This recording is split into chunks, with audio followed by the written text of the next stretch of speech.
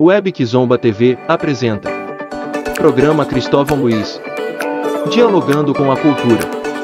Uma parceria. Web TV, Mato Grosso News.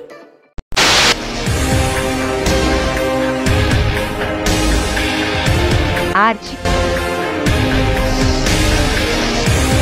cultura,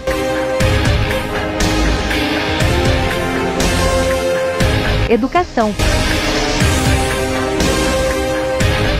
Web Kizomba TV, juntos com você na cultura afro e indígenas brasileira.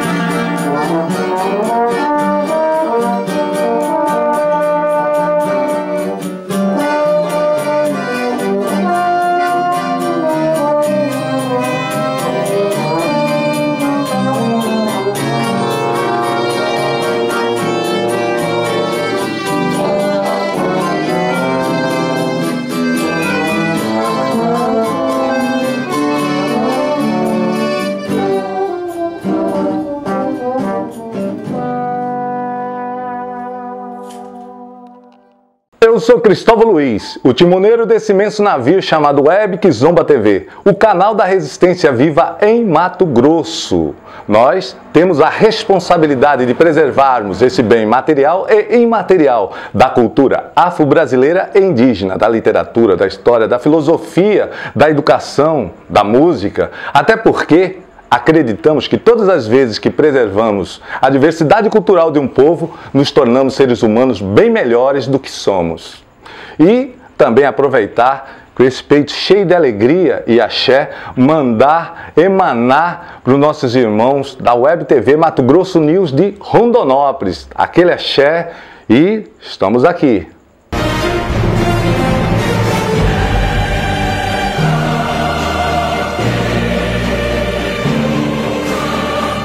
Meu nome é Laércio Martins, sou trombonista, mineiro, radicado em Cuiabá há 4 anos, e sou formado pelo FMG, estou nesse processo do choro há alguns anos, na pesquisa e como performance também. Meu nome é Lucas Camargo, eu tenho 27 anos, estou concluindo a minha graduação em Ciências Sociais na UFMT e sou violonista. Bom, estou fazendo parte desse coletivo, desse movimento de chorões aqui de Cuiabá desde que começou, há uns 2 meses, lá na cervejaria Charaés. E para mim está sendo uma grande honra aprender com vários músicos experientes aqui de Cuiabá, que têm contribuído muito na minha formação como músico amador e apaixonado pela música. Oi, meu nome é Heloísa Carboneira, eu sou violonista, sou cuiabana, fiz meu curso técnico no Conservatório Lourenço Fernandes há muitos anos. E depois disso eu fui para São Paulo, onde eu fiz o bacharelado em violão, mais focado para o violão clássico na Unesp, depois uma pós-graduação em Pedagogia e Performance do violão na Santa Marcelina.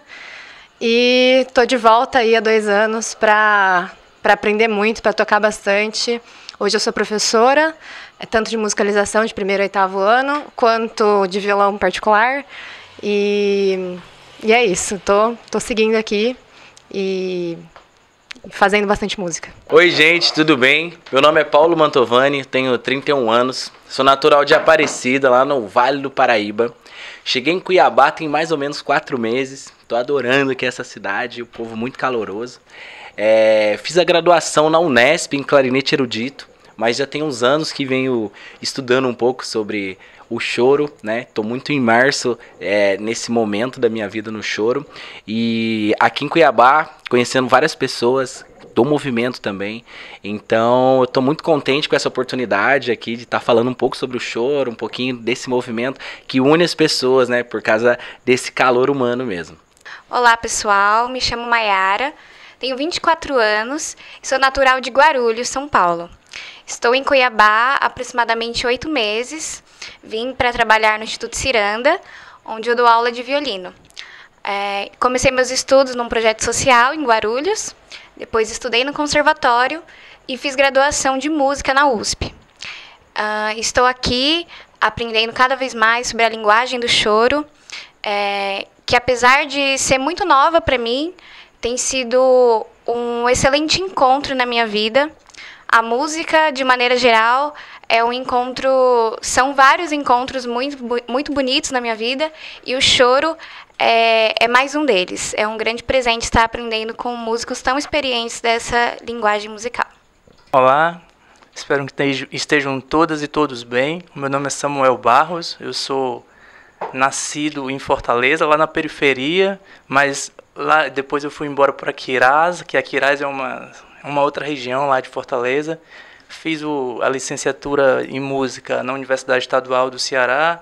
De seguida eu parti para um mestrado em Portugal e de lá eu estou até hoje a terminar agora o meu doutorado e estou aqui a partir do ano de 2022 em Cuiabá, e para mim está sendo uma honra imensa participar desse movimento de chorões aqui em Cuiabá. Um choro também já faz parte da minha vida, também em momentos outros da minha infância enquanto aprendiz de trombone nas bandas de músicas, não é?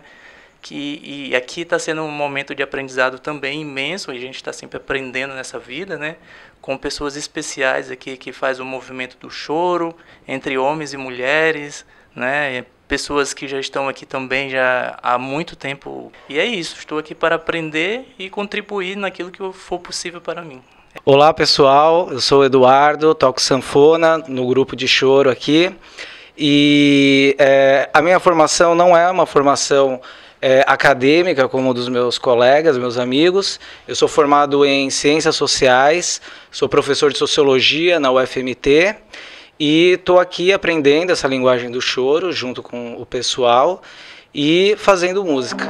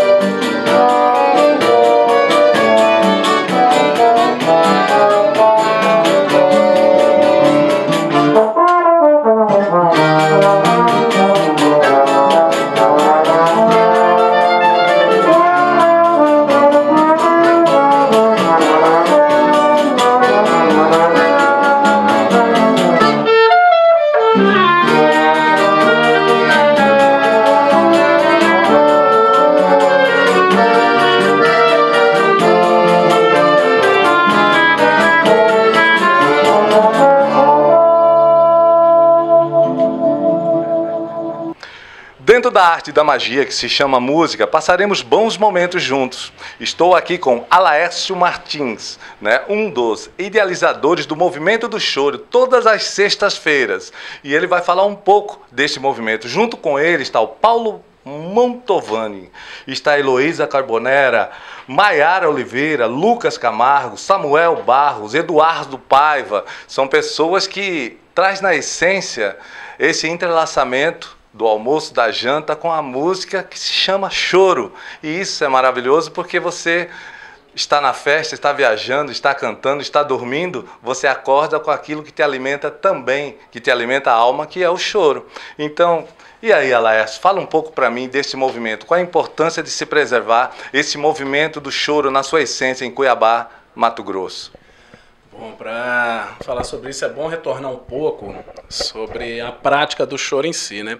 Eu venho de Belo Horizonte, que é uma capital que tem se transformou numa capital do choro, né, onde tem muitas rodas semanais, muitas mesmo, e com frequência.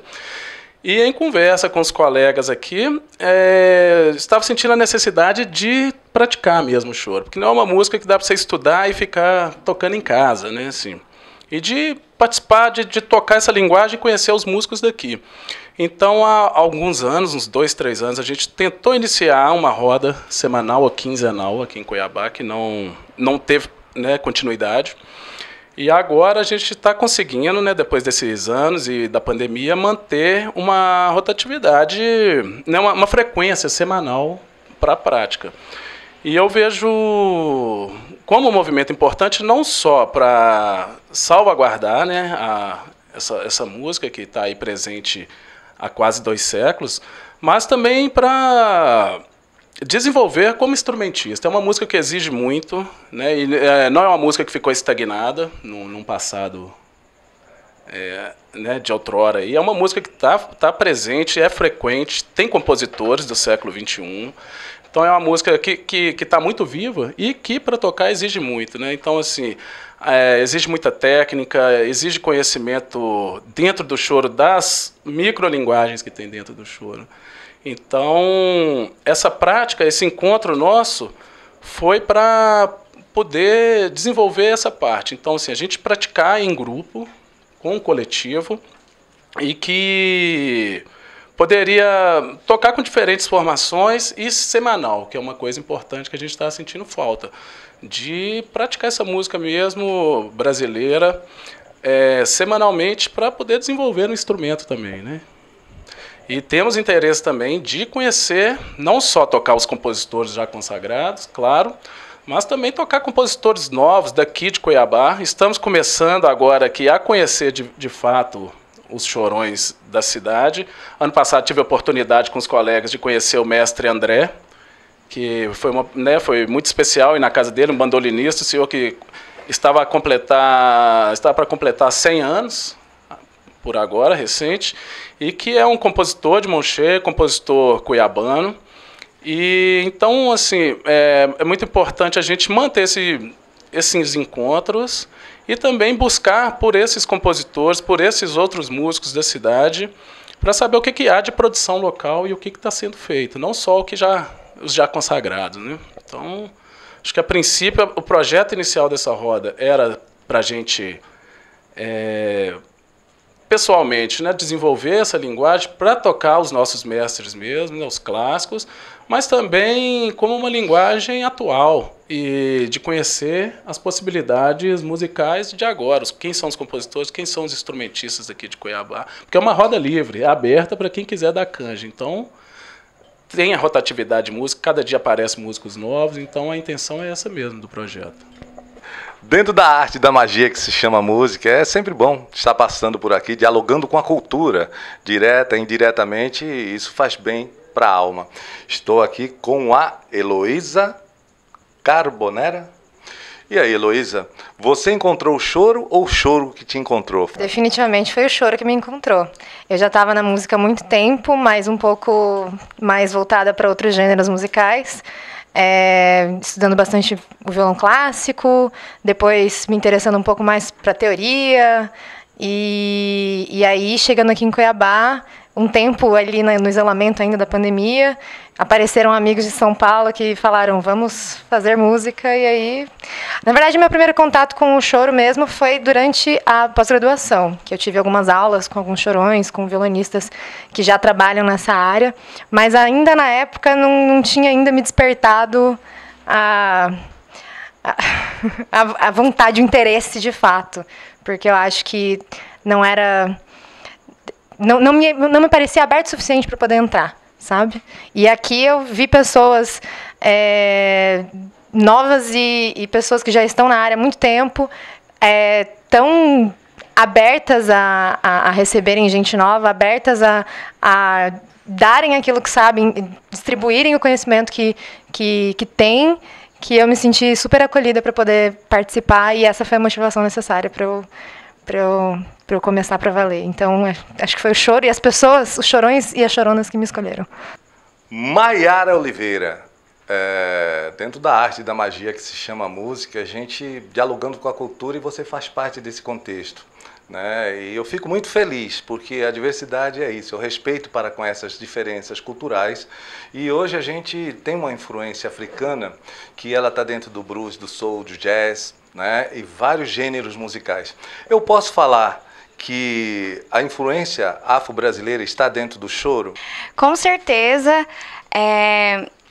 Desde o início das primeiras rodas, né, em que os chorões se reuniam, né, geralmente nas ruas, nas praças, e muitos deles traziam influências da música europeia, mas principalmente da música africana, né? Então, esse ritmo que é genuinamente brasileiro tem, com certeza, muita influência da cultura afro e faz jus, né, a esse país, que é, em sua maioria, negro, e o quanto precisa existir esse resgate às culturas, né, a raiz cultural que tem o nosso país, né, e por isso o choro é de tamanha importância para a cultura brasileira. É uma felicidade imensa, porque o nosso país, até pouco tempo, era um país muito machista, né? E quando você pode ver homens e mulheres, e o instrumento te dá um contexto de igualdade, né? Então as pessoas tocam simplesmente, eles não estão ali para ver a pigmentação da cor da pele, mas é a essência da música que você canta, que você toca, que você se expressa. Então é uma felicidade tremenda, porque até pouco tempo atrás era difícil você ver em rodas de choro, né, mulheres. Até pouco tempo atrás, como, por exemplo, você vê mulheres jogando capoeira, mas até pouco tempo atrás você não via mulheres tocando berimbau, tocando seu instrumento. Elas só jogavam, mas não tinha acesso à bateria da capoeira. E quando eu vejo vocês, aqui é óbvio que hoje, né, hoje você tem uma difusão, você tem assim o respeito para com as diferenças, e as mulheres estão ocupando em todas as áreas inimagináveis o seu lugar de direito, né? Então eu fico muito feliz, dialogando com a cultura, parabenizo a todas as mulheres e a todos os cargos que elas estão ocupando e que ainda tem para ocupar nesse país de direito. Muito axé e gratidão por você estar passando por aqui e deixando o seu axé. Eu que agradeço, e estar fazendo parte desse movimento é de muita importância para mim, enquanto mulher negra que cresceu na periferia. E realmente, como você falou, durante muito tempo foi negada às mulheres a prática de muitos instrumentos. Basicamente, as mulheres podiam aprender piano, porque era um instrumento que, para a classe média alta brasileira, né, que era possível adquirir um piano, as mulheres ficavam em casa. Então, era uma maneira de mantê-las dentro de casa. E tocar esses outros instrumentos era típico de homem, porque podia ir para a rua. Então, também é um ato de resistência. Tocar violino, que culturalmente ainda é visto mais na prática erudita, mas tocar violino numa roda de choro. E ainda estou, né, bem no início assim, da linguagem do choro. Da cultura popular, eu sempre fui muito próxima, né? Porque no meu contexto familiar sempre ouvi muita música popular. Meus pais são nordestinos, são pernambucanos, então eu sempre fui mais próxima do forró pé de serra, assim, mas muito de ouvir. E aí, quando fui estudar um instrumento, era aquilo, da prática erudita, de, né, as referências europeias. E o choro parecia algo muito distante, assim. E aí, curiosamente, vindo para Cuiabá, que não é um desses, né, grandes centros do choro, tive esse encontro maravilhoso com amigos super generosos. E o choro foi um encontro muito lindo na minha vida e que me conectou com minhas raízes também, né? Então, eu sou muito grata de estar participando desse movimento, de estar tocando violino numa roda de choro, na rua, e poder estar aprendendo cada vez mais. Para mim, cada roda é uma aula muito grande. Sou muito, muito grata a cada colega, a cada amigo que está aí semanalmente fazendo o choro acontecer em Cuiabá. Estamos aqui com Samuel Barros, dialogando com a cultura. Samuel, fala para mim, dentro dessa perspectiva da essência do choro, o que é que não pode se perder? Dentro de um mundo globalizado e de tanta transformação, o que é que não pode se perder com a velocidade de comunicação, que você tem que segurar com as duas mãos e falar, não, isso daqui é a essência tem que prevalecer. Então, eu acho que o que tem que prevalecer é a humanidade, em primeiro lugar, né? Depois a gente faz música, não é, que faz parte da cultura, do universo que a gente habita, não é? E eu acho que não somente a humanidade, né, como todos os seres que habitam este planeta, isso tem que prevalecer, não importa o que aconteça, né, acho eu, no sentido que a globalização, como a gente pensa em globalização, neoliberalismo, capitalismo, né, a gente vive num mundo totalmente líquido, no caso de que a gente pensa agora e às vezes nem você começa a estar aqui a falar, mas nem pensa muito bem no que está acontecendo no devido momento, se você é reflexivo ou não acerca da sua realidade, no contexto em que você vive, socialmente falando, né?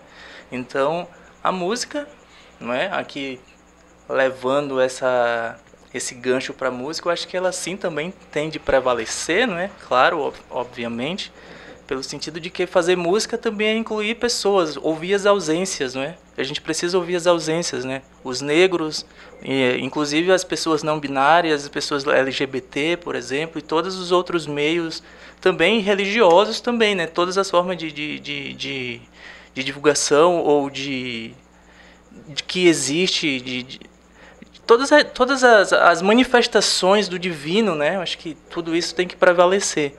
E o choro aqui em Cuiabá, ele está prevalecendo, porque existem pessoas com vontade, capacitadas, não é, para fazer esse tipo de música, não somente para alimentar alguma coisa que não existe, mas para alimentar um elemento que é a música, que é vida, né? Isso é movimento, né? Não é? E está territorializando e desterritorializando toda essa sensação, tudo que a gente move dentro do contexto do choro, não é? E a gente está aqui em Cuiabá com pessoas maravilhosas, né? E movimentando essa cena musical que é super importante. E isso vai prevalecer sempre, porque sempre prevaleceu. Eu penso que sim, embora tenha prevalecido em alguns momentos para trazer mais o choro, né? Falando em choro, que é uma música que vem das periferias, né? Dos movimentos periféricos, né? Não era uma música vista como uma música de elite, e hoje ela é uma música que a gente está aqui para fazer para todos, né? Não existe uma dissociação de quem que tem que ouvir choro, quem que não tem que ouvir choro, né? Eu acho que é isso, e a música vai prevalecendo, o choro vai prevalecendo, as pessoas vão prevalecendo e vão fazendo esse meio, esse meio de vivência, né? de inclusão, de manifestação, né, e de ocupação de espaço, né? E a cultura precisa ocupar espaço, e é o que a gente está fazendo aqui em Cuiabá. Então a importância do choro também aqui é extremamente necessária, né, para o momento que a gente vive e também para desacelerar esse momento global que o mundo, né, o mundo está a viver. E é por isso que eu digo, Samuel, entre o amor e o ódio, nós escolhemos sempre o amor porque o ódio é um fardo muito pesado para se carregar. Tem um pensador que dizia assim, um covarde é incapaz de demonstrar amor. Isto é privilégio dos corajosos. E nós somos corajosos porque nós estamos trazendo a essência da música como amor por essa diversidade que nos completa enquanto ser humano. Axé.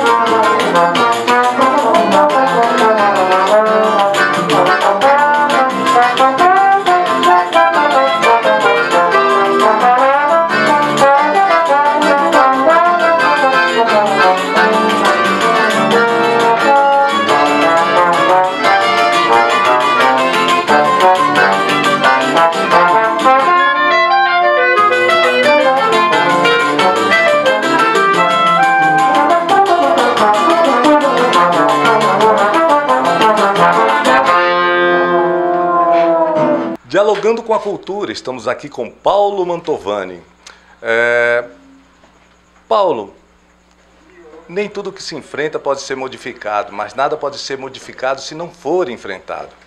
Então, assim, não é todo lugar que a gente vai, não é todo lugar que você toca, não é todo lugar que dá liga.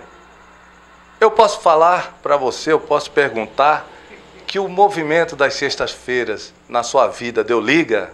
Com certeza, Cristóvão. Acho que essa liga eu acho que vai prevalecer assim sempre, porque esse contexto todo, né, das sextas-feiras que se iniciou, nada mais é que acho que é a força do choro mesmo, é a força das pessoas de se proporem a se encontrar e fazer música, né?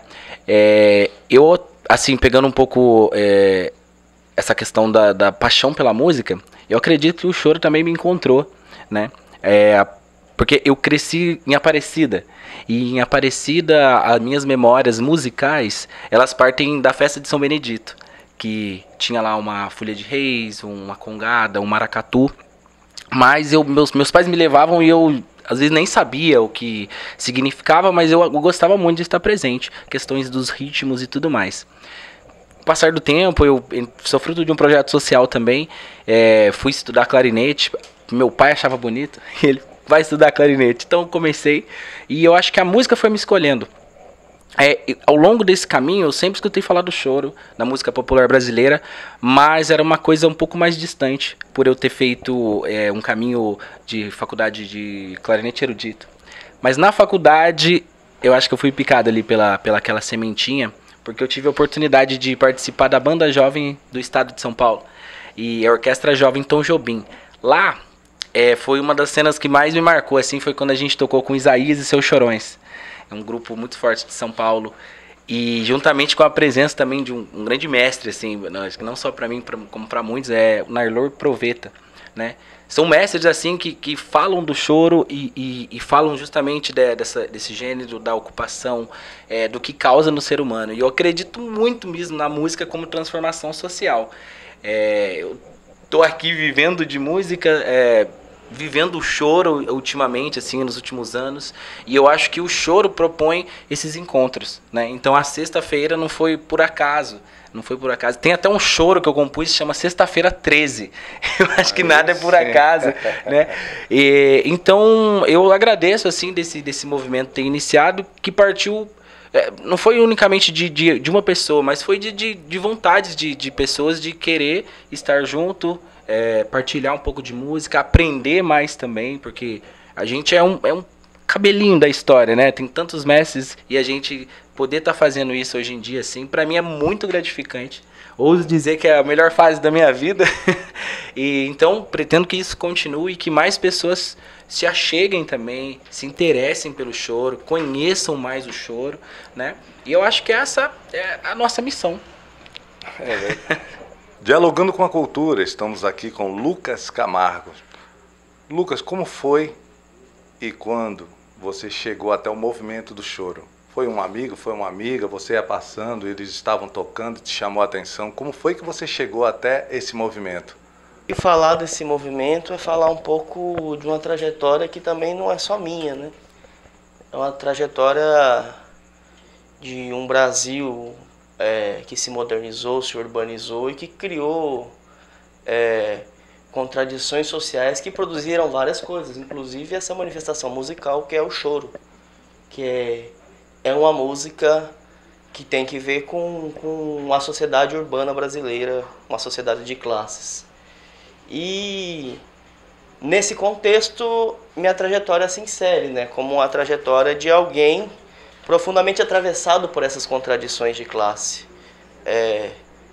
Não sei se cheguei de compartilhar com todo mundo aqui, mas os mais íntimos sabem, eu sou atuante no movimento sindical aqui no estado e conheci ali, assim, já conheci quando era criança, né, mas fui conhecer ali melhor a música brasileira e dentre a música brasileira o choro.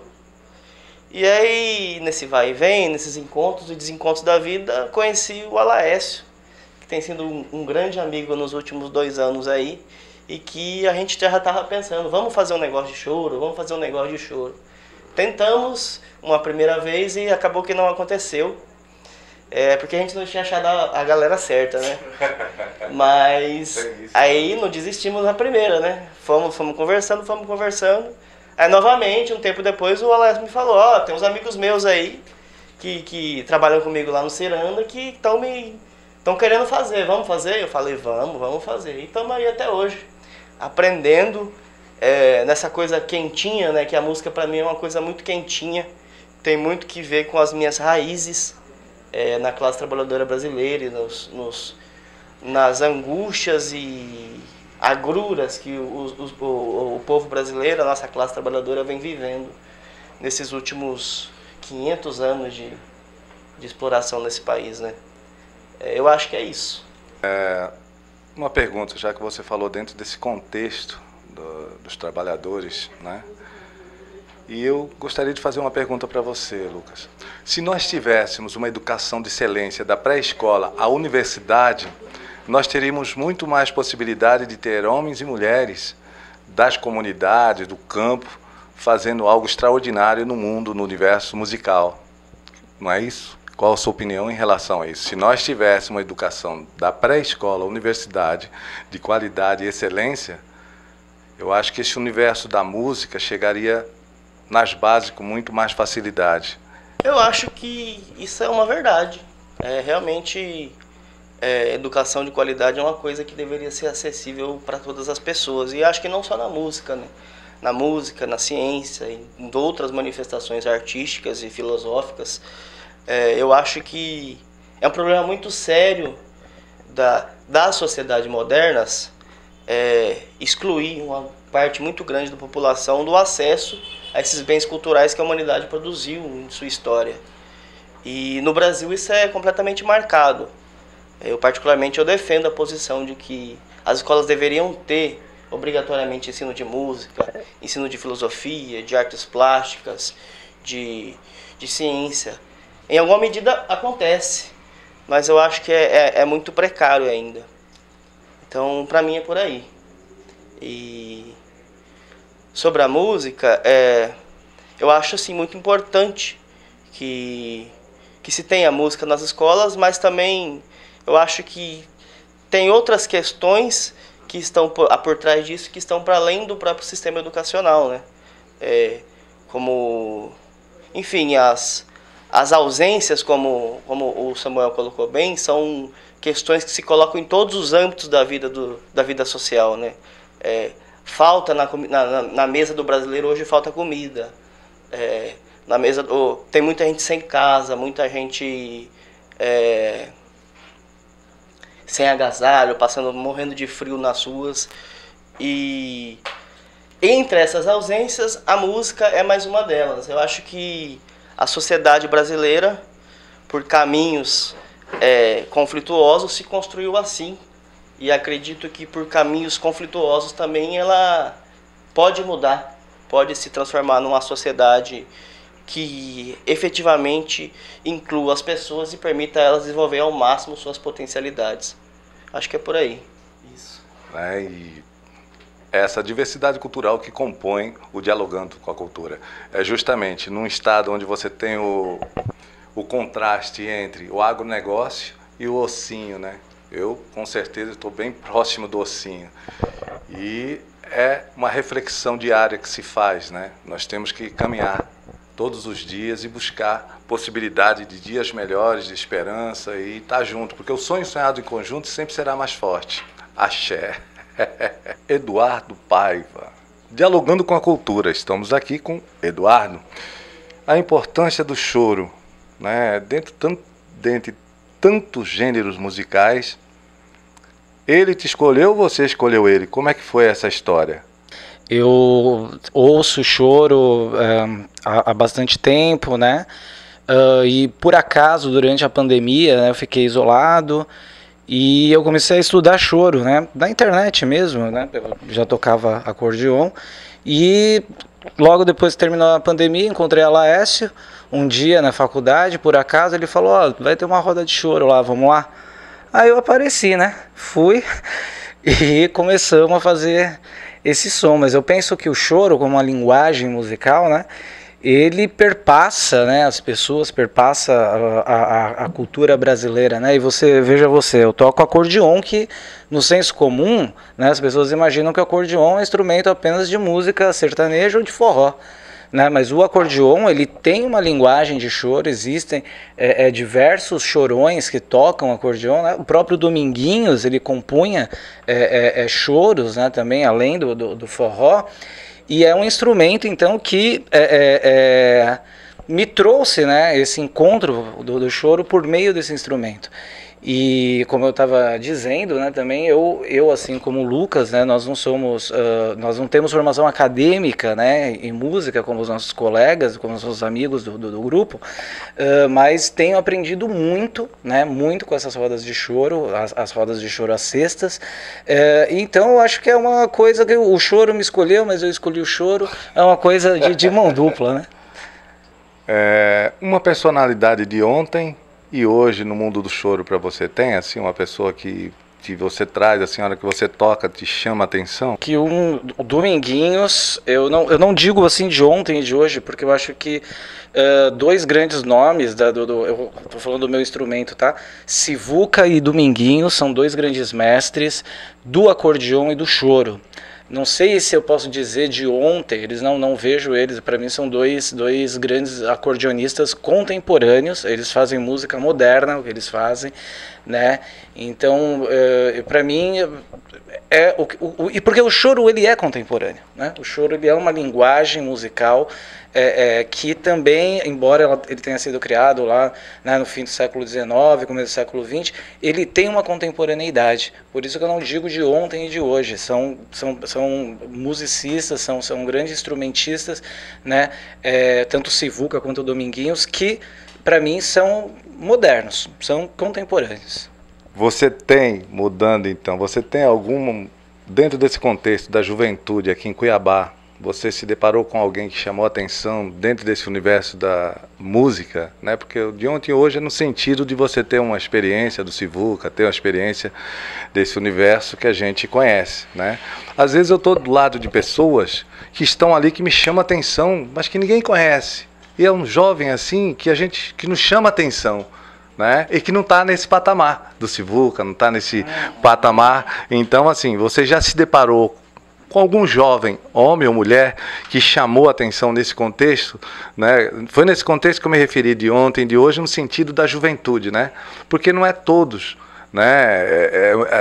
O choro, ele está para o mundo hoje. Não está em Cuiabá, não está no Brasil. Hoje o choro, se você chegar no Japão, você tem choro, Você entendeu? Mas você já viu aqui em Cuiabá, assim, você já se deparou com jovens assim, puxa vida, escreveu aí uma letra, ele fez ali que chamou a atenção? No sentido de compositor, eu conheço pouco aqui de Cuiabá, porque eu também estou há pouco tempo aqui.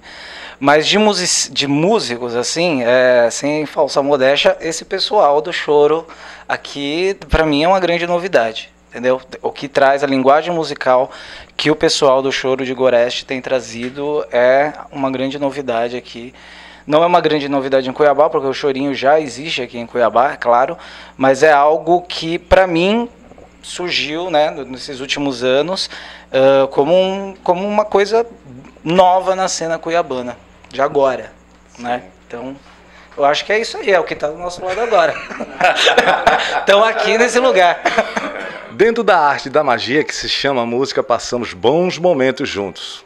Eu sou o timoneiro Cristóvão Luiz e acredito que ter status por ter status é muito superficial. Ter sucesso por ter sucesso é uma estupidez intelectual. Mas ter sucesso para aliviar o sofrimento dos outros, isto é um perfume para a inteligência. Martin Luther King Jr. É com muito axé que nós estamos aqui entregando o nosso coração cheio de música em uma bandeja para vocês. Isso é essência, isso é alimento, isso é a luz do sol que brilha em seu caminhar. Axé para todos aqueles que estão aí do outro lado, para todos aqueles que se fazem presente e para todos aqueles que trazem a música como esperança de dias melhores.